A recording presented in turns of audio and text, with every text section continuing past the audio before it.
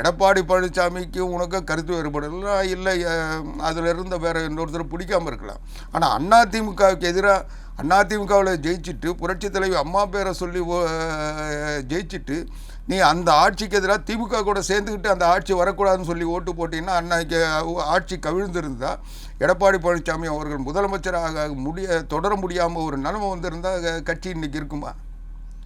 அன்னைக்கு எல்லாத்தையும் காப்பாற்றி உங்களுடைய அயோக்கியத்தனத்தெல்லாம் பார்த்து எல்லாத்தையும் எதிர்கொண்டு நிலைநிறுத்துறது எடப்பாடி பழனிசாமி. அப்படி இருக்க சொல்ல தொண்டர்கள் இப்படி மறந்துடுவோம்.